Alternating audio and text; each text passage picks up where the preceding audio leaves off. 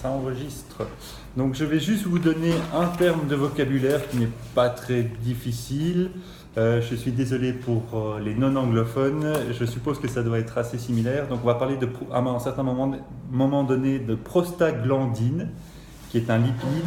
Et en anglais, c'est très difficile, la traduction c'est prostaglandine.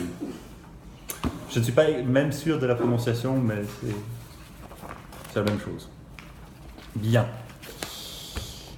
Chers amis, bonjour, bonsoir. Aujourd'hui, je voudrais vous parler du mal du XXIe siècle, un mal qui touche principalement les hommes, même si certaines femmes peuvent en être atteintes. Il s'agit de l'alopécie androgénétique.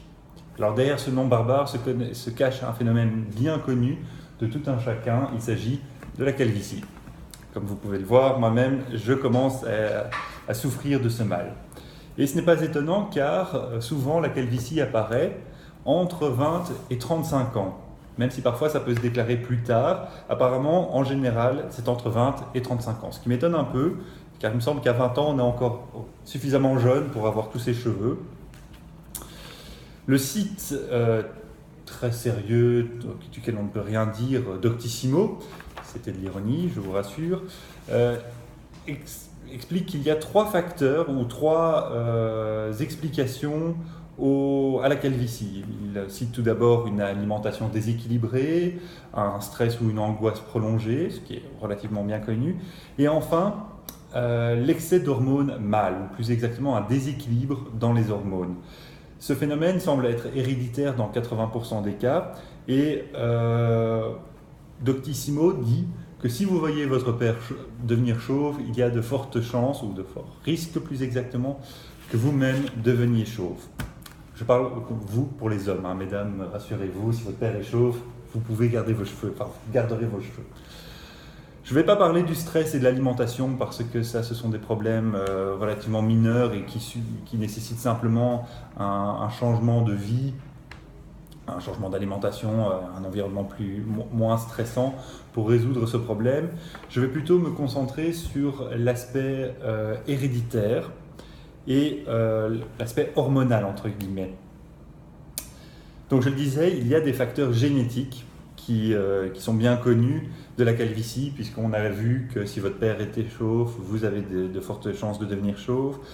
Les scientifiques ont identifié certains gènes liés à la calvitie, et certains chercheurs de l'université d'Édimbourg se sont demandé s'il y avait des régions bien spécifiques des chromosomes qui étaient liées ou impliquées dans la calvitie.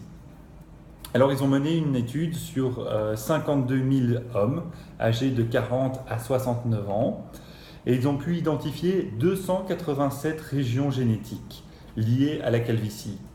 Sur ces 287 régions, 247 sont situés sur des chromosomes dits autosomes, c'est-à-dire les chromosomes qui ne sont pas liés à la sexualité, et 46 sur le chromosome X. Alors, je précise cette différence parce que le chromosome X, chez l'homme, nous vient de notre mère. Et donc, ipso facto, si je puis dire, l'hérédité de la calvitie passerait également par la mère. Merci maman, j'ai envie de dire. Les scientifiques ont déterminé qu'il y avait 2 gènes liés sur le chromosome X chez les hommes, à savoir EDA2R, qui est lié au maintien des cheveux sur le cuir chevelu, et le chromosome OPHN1, qui apparemment serait lié à la morphogenèse de la cellule, c'est-à-dire le développement de la cellule en cellules capillaires. Ces découvertes sont importantes car elles nous permettent de mieux comprendre la calvitie et ainsi de mieux la traiter. Car il faut bien l'avouer, messieurs, enfin en tout cas moi, je le vis relativement mal, ma perte de cheveux, je dois bien l'avouer. En parlant de traitement, on va aborder ce sujet un petit peu plus en profondeur. Les scientifiques ont également découvert l'implication de certains lipides, de certaines graisses, dans la calvitie, et notamment la prostaglandine, qui se cache derrière le nom barbare de D2-DGD2, on dirait presque un nom de robot, Et cette graisse, ce lipide, serait impliqué dans l'inhibition de la croissance capillaire, entre guillemets. Donc, elle va bloquer la croissance du cheveu. La solution est apparemment très simple. Il suffirait tout simplement de bloquer l'activité de ce lipide. Pour ce faire, il suffit tout simplement de bloquer un récepteur membranaire. Donc, je vais m'expliquer. La prostaglandine va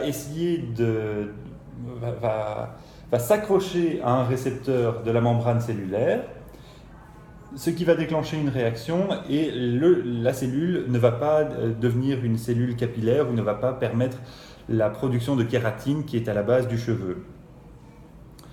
Donc l'idée serait de mettre un bouchon sur ce récepteur pour que la prostaglandine ne puisse plus se fixer et ainsi permettre aux cheveux de se développer.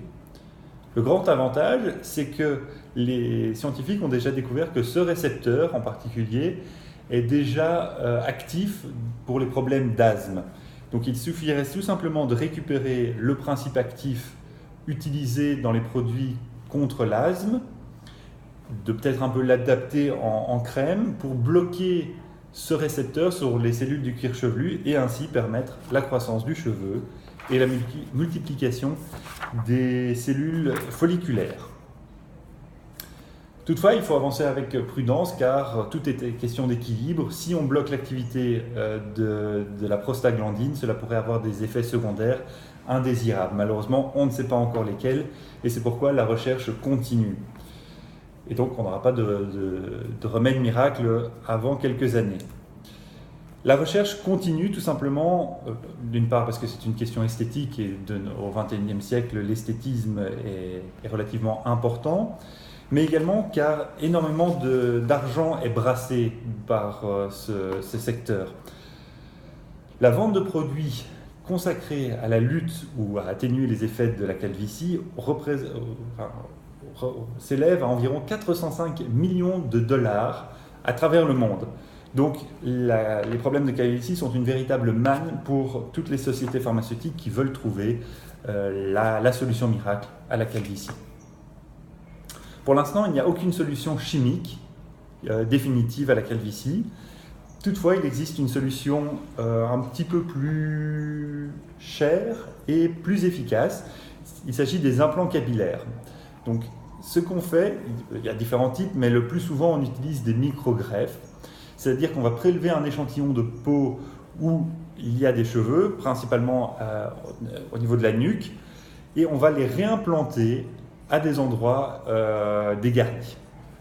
Cela peut se faire en 3 à 4 séances, à chaque fois espacées de 3 mois chacune. L'avantage, c'est que votre cheveu sera naturel. L'inconvénient, c'est le coût qui est relativement élevé. Enfin, une autre solution moins onéreuse, c'est évidemment la perruque ou le postiche.